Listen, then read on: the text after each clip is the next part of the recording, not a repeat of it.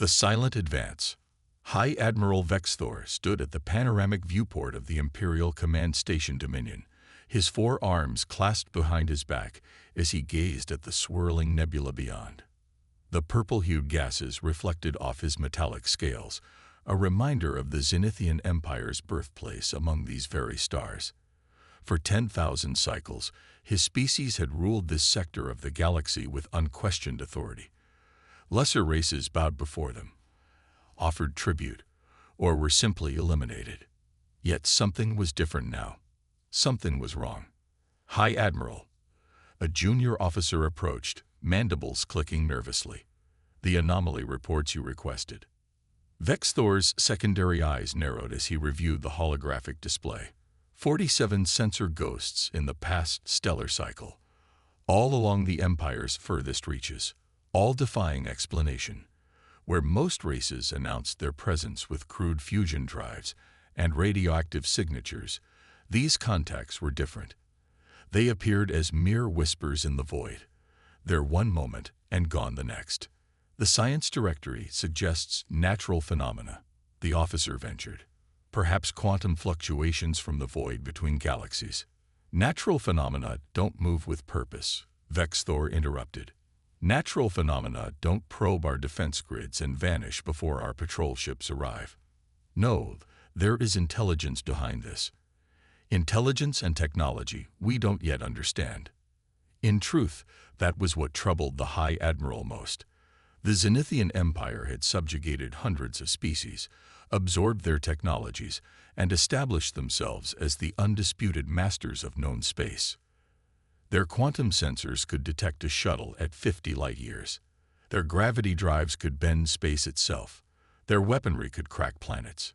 Yet these ghosts, these shadows, they moved through Imperial space like smoke through fingers.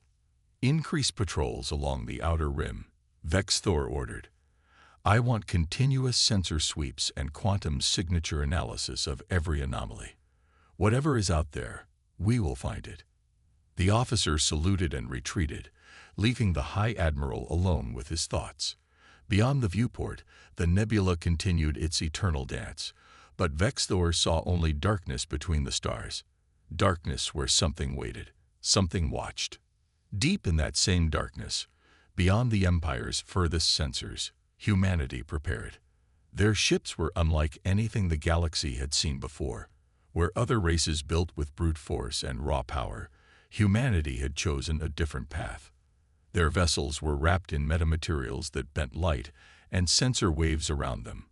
Their drives operated on principles that defied conventional physics, leaving no trace in normal space. Admiral Sarah Chen stood on her own bridge, watching tactical displays as her fleet maintained its ghost-like vigil along the Empire's borders. For 20 years, Earth had prepared in secret. While the Zenithians dominated known space, humanity had hidden, watched, and learned. They had seen the Empire's brutality, its arrogance, its absolute certainty in its own supremacy. Status report, Chen commanded, her voice calm despite the tension humming through the bridge. All ships maintaining stealth protocols, her XO responded. No detection signatures from Imperial sensors. Project Nightingale is operating at full efficiency. Chen nodded, allowing herself a small smile. Project Nightingale had been humanity's greatest gambit, an entirely new approach to space warfare. While other races focused on bigger ships and stronger weapons, Earth's scientists had asked different questions. How do you hide a fleet in plain sight? How do you move through space without leaving a trace? How do you defeat an enemy that doesn't even know you exist? The answers had revolutionized human understanding of physics itself. Quantum ghost drives that shifted ships partially out of normal spacetime. Hull materials that absorbed or redirected all forms of energy. Weapons that struck without warning and left no trace of their origin. New contact, Tactical announced. Imperial heavy cruiser, bearing 040. They're sweeping the sector with active sensors. Let them look, Chen replied. Maintain position and protocols. We're not here to be seen. Not yet. The bridge crew worked in practiced silence as the Imperial vessel passed nearby, its powerful sensors probing the seemingly empty space around it. Had they been using conventional technology, Chen's fleet would have blazed like a beacon to those sensors. Instead, they were invisible, untouchable, a ghost fleet waiting for the perfect moment to reveal itself.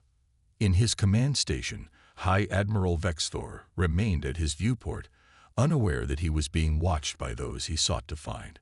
The Empire had grown complacent in its power, confident that no force in the galaxy could challenge its dominion. They would soon learn otherwise. Humanity had spent generations preparing for this moment. They had watched as the Empire subjugated world after world, stripped them of resources, and forced them into servitude. They had gathered intelligence, studied imperial technology, and developed countermeasures for every weapon in the Zenithian arsenal. But most importantly, they had learned patience, the art of waiting, of choosing the perfect moment to strike. That moment was coming soon. When it did, the Zenithian Empire would learn that they were not alone at the apex of galactic power. They would learn that their sensors could be blinded, their weapons could be avoided, and their fleets could be defeated. They would learn that humanity had mastered the art of invisible warfare. In the darkness between the stars, humanity's ghost fleet waited, and watched, and prepared. Project Nightingale. Deep within the Kuiper Belt, hidden among the ancient ice and rock, humanity's greatest technological achievement took shape. The research station, Prometheus, floated in the void, its existence unknown to all, but a select few on Earth. Inside its sprawling laboratories, Dr. Maya Patel stood before a holographic display of humanity's newest vessel, the culmination of 2 decades of secret development. The ship before her defied conventional design philosophy. Where traditional spacecraft bristled with external sensors and weapons, this vessel was smooth, almost organic in appearance. Its hull rippled with microscopic quantum metamaterials that could actively bend electromagnetic radiation around its surface. But its true revolution lay deeper, in its very heart. "Run final diagnostic on the Phantom Drive," Maya commanded, her voice steady despite her exhaustion. The team had worked for months without break, pushing the boundaries of known physics.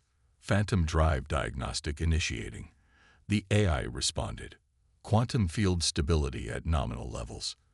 Dimensional shift variance within acceptable parameters. Maya watched as the test data scrolled across her display. The Phantom Drive was humanity's masterpiece, a propulsion system that allowed ships to exist partially out of phase with normal spacetime. It didn't just hide ships from sensors, it made them practically ghostly, able to pass through conventional matter if necessary. "Dr. Patel," a voice called from behind her. Maya turned to find Admiral James Morrison, the military overseer of Project Nightingale, entering the lab. "The Security Council is requesting an update. The Zenithians are increasing their patrol activity. We need to know if the fleet will be ready." Maya gestured to the hologram. "The technology works, Admiral. Better than we ever hoped. The Phantom Drive allows our ships to operate in a quantum state that makes detection practically impossible. Combined with the metamaterial hull and our new weapon systems, we've created something unprecedented." Morrison studied the display, his weathered face reflecting the blue glow of the hologram. "And the risks? Operating in a partial quantum state can't be without dangers." "There are always risks when you're rewriting the laws of physics," Maya admitted, "but we've solved the major stability issues. The quantum field generators can maintain coherence indefinitely now. Our ships can shift between normal space and their phantom state at will." The Admiral nodded slowly. "And the weapons? The Council is particularly interested in our offensive capabilities."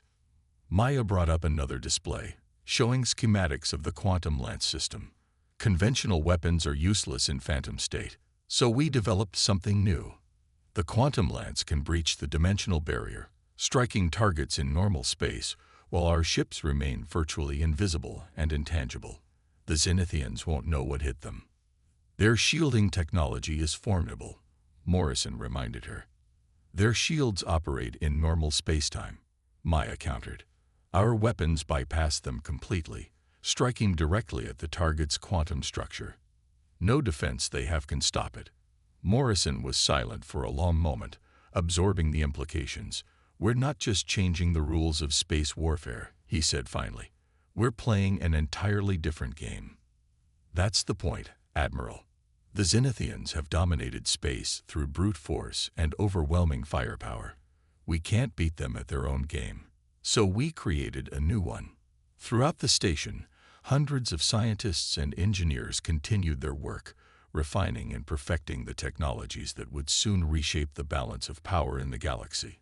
In massive construction bays, automated systems assembled more ghost ships, each one a testament to human ingenuity and determination. The Phantom Drive wasn't humanity's only innovation.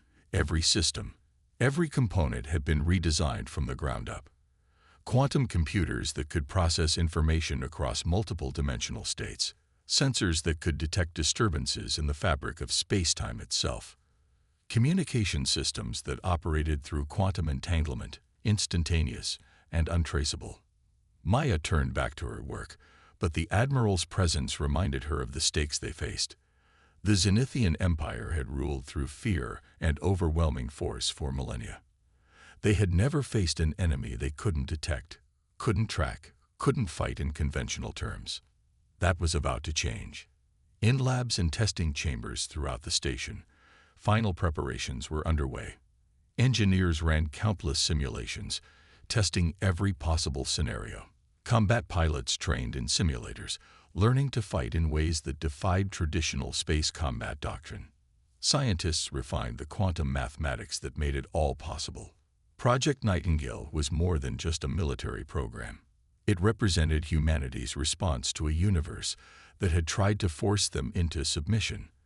Where the Zenithians had chosen the path of conquest and domination, humanity had chosen innovation and subtlety. They had looked at the seemingly insurmountable advantage of their adversary and found a way to turn it into a weakness.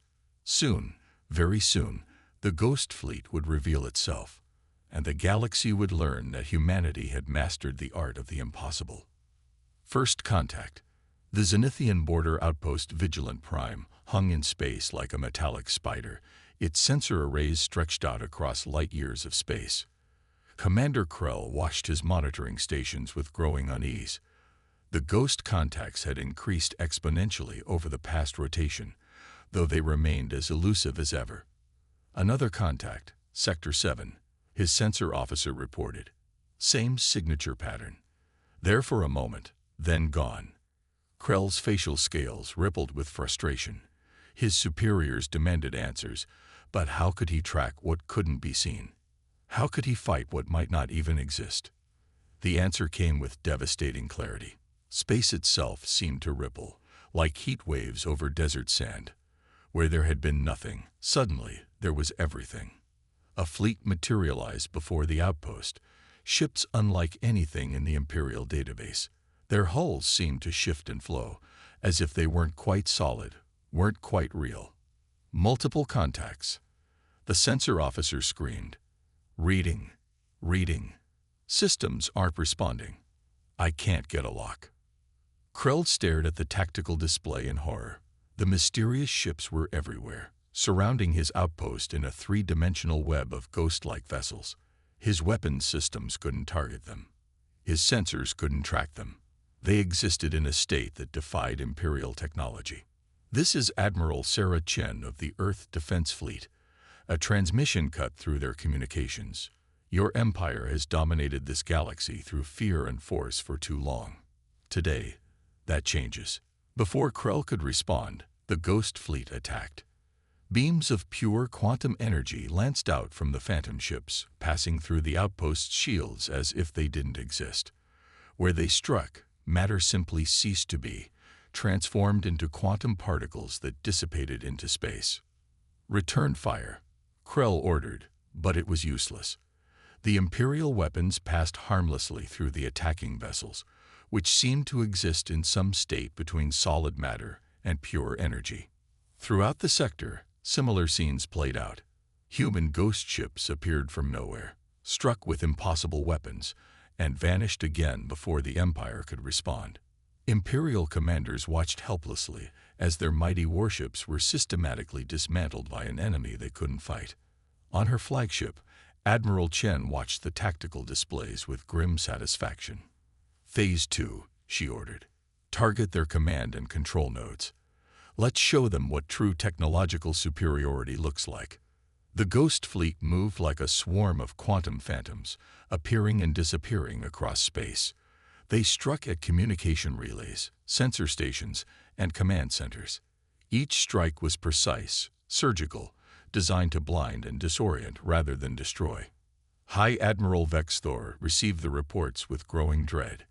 His mighty empire, which had stood unchallenged for millennia, was being systematically dismantled by an enemy that broke every rule of warfare they knew. "What are they?" he demanded of his staff. "How are they doing this?" But there were no answers. The Empire's greatest scientists and tacticians could only watch as their defenses were penetrated, their weapons proved useless, and their technological superiority was revealed as an illusion. The human fleet moved with perfect coordination, their quantum-entangled communications allowing instant response to any situation. Where the Empire relied on light-speed transmissions and predictable tactical doctrines, the humans operated with a fluidity that seemed almost prescient. Multiple Imperial capital ships approaching. Chen's tactical officer reported. "They're charging their primary weapons." "Let them come," Chen replied calmly. "Maintain phantom state. Show them the futility of their conventional warfare." The Imperial dreadnoughts opened fire with their most powerful weapons. Planet-cracking beams of energy crossed space, enough firepower to vaporize continents.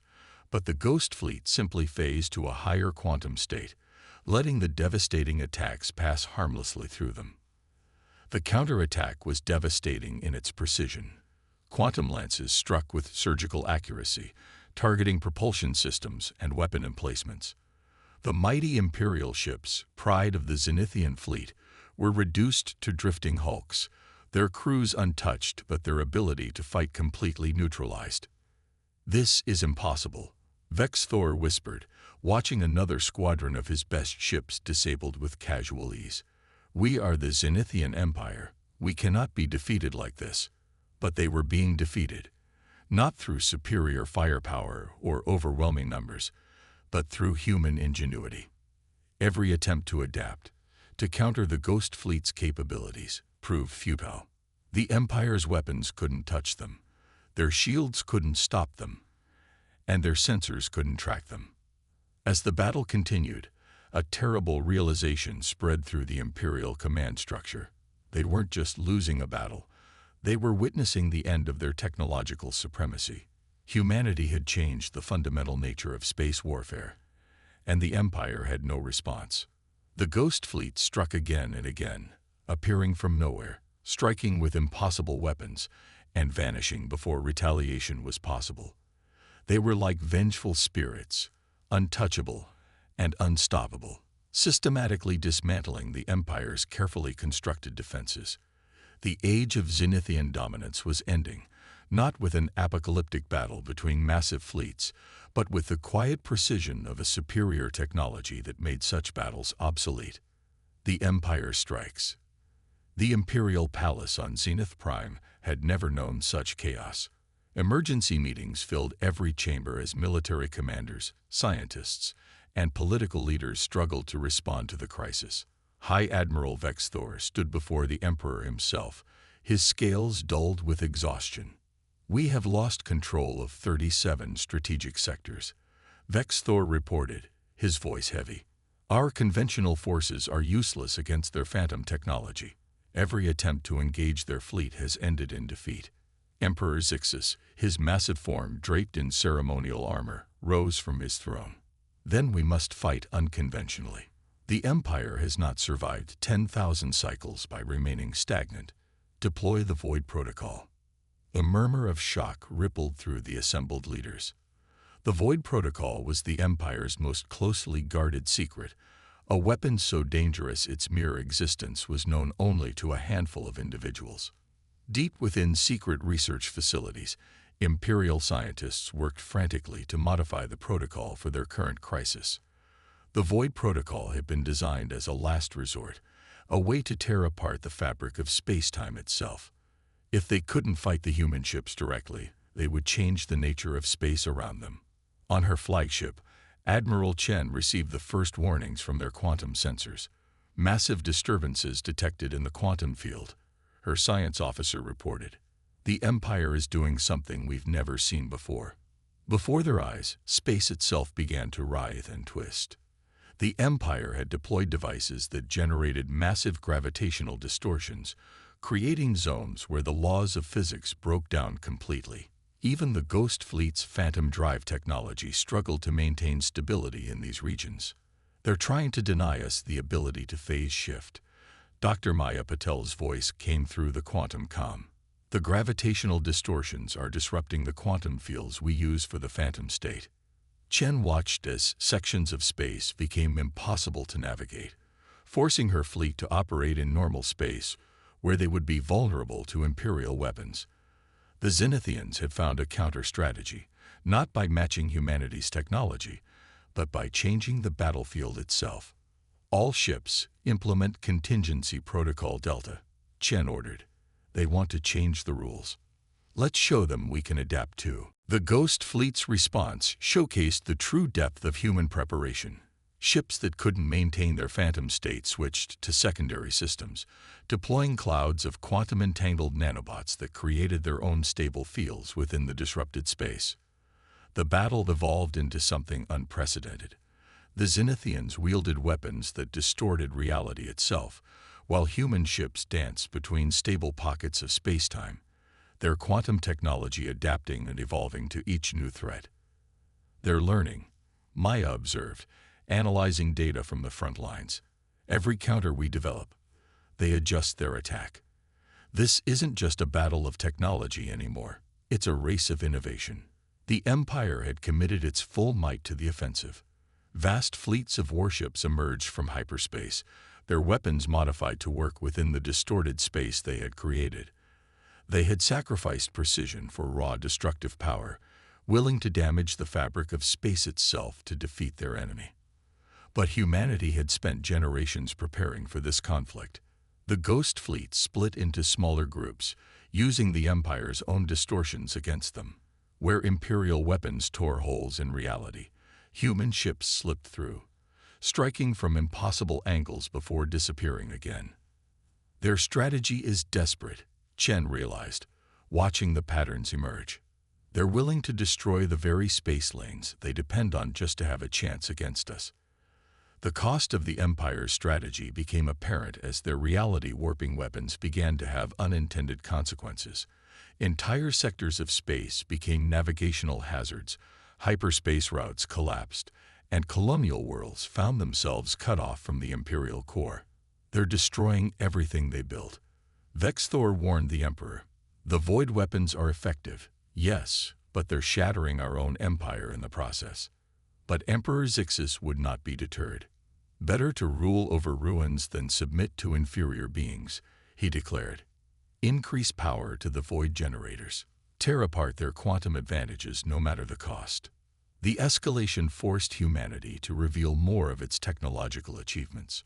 Ships previously held in reserve joined the battle, equipped with experimental systems designed to stabilize space-time itself. Where the Empire brought chaos, humanity brought order, protecting not just their own forces, but the very fabric of space they all depended on. We didn't want this level of destruction, Chen transmitted to the Imperial command. Your weapons risk not just this war, but the future of all space travel. Stand down before you cause permanent damage to the galaxy itself. The Emperor's response was predictable. More void generators activated, more space-time distortions spread, and more of the Empire's carefully constructed dominion began to crumble. They had chosen to destroy their own realm rather than accept defeat. But in their desperate gambit, the Zenithians had revealed their greatest weakness, their inability to accept a universe they couldn't control. Where humanity had developed technology to work with the laws of physics in new ways, the Empire tried to break those laws entirely. The battle had become more than a clash of fleets. It was a conflict between two philosophies, the Empire's belief in dominion through force, and humanity's pursuit of advancement through understanding. And as space itself began to buckle under the strain of Imperial weapons, it became clear which approach would prove sustainable. Dawn of a new era. The once mighty capital of the Zenithian Empire lay silent, its gleaming spires reflecting the light of its twin suns. In the grand imperial chamber, Emperor Zixus faced a reality his species had never imagined possible: surrender. Before him stood Admiral Sarah Chen and Dr. Maya Patel, representatives of a humanity that had accomplished the impossible.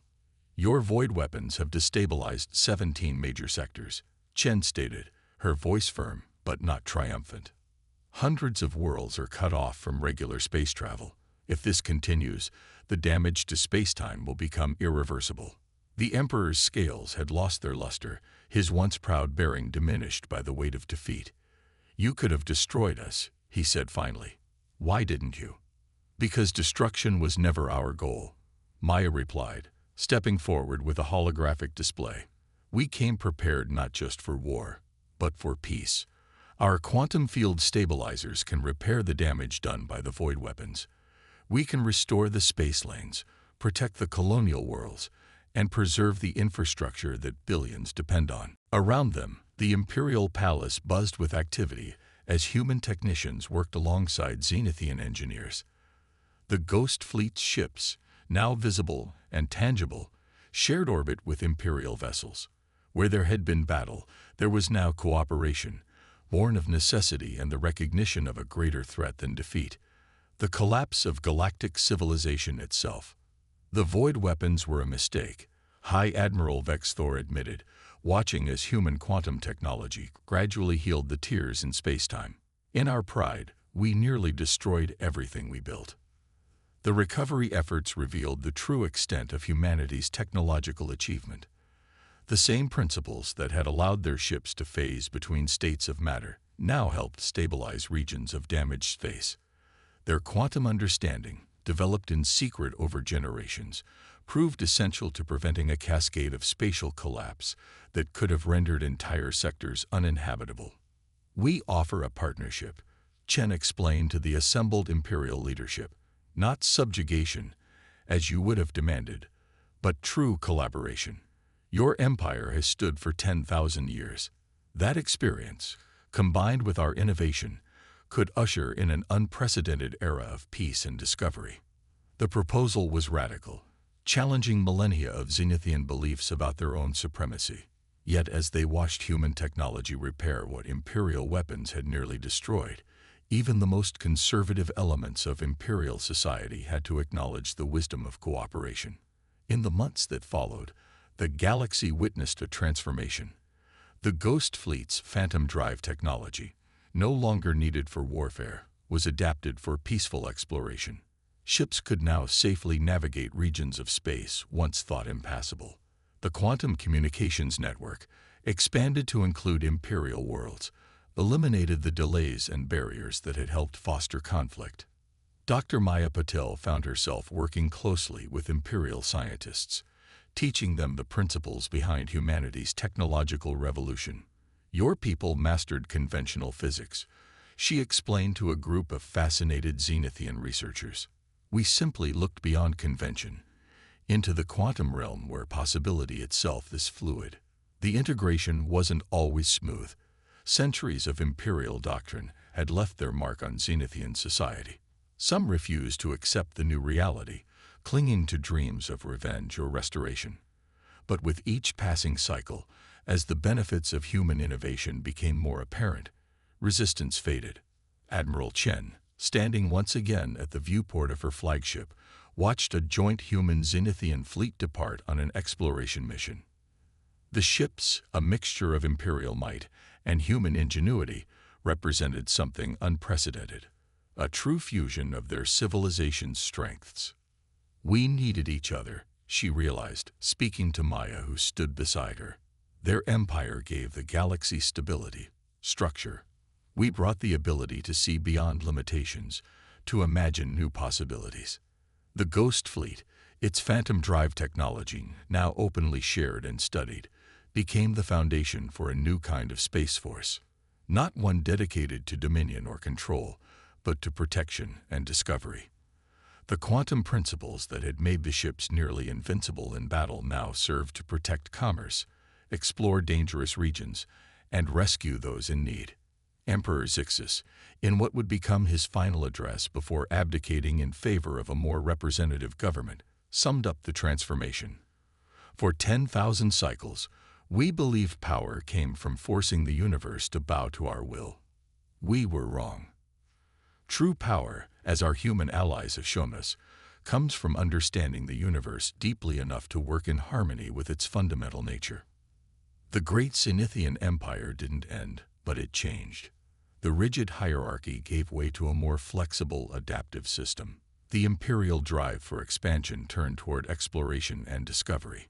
The military forces that had once terrorized countless species now worked alongside them, protecting the very civilizations they had once subjugated. And humanity, emerging from its long preparation in secret, found itself not conquering or destroying the empire, but transforming it. Their victory came not from superior firepower or overwhelming force, but from the power of innovation and the wisdom to use that innovation for more than just destruction. As the galaxy entered this new era, the Ghost Fleet remained as a symbol of what was possible when intelligence and creativity were turned toward progress rather than dominion. The ships that had changed the face of warfare now changed the nature of peace, their quantum technology opening doors to discoveries that neither humanity nor the Empire had imagined possible. The stars themselves seemed brighter, as if reflecting the promise of this new age. An age built not on fear and force, but on understanding and cooperation. An age where the greatest power came not from destroying or dominating, but from imagining and creating something new.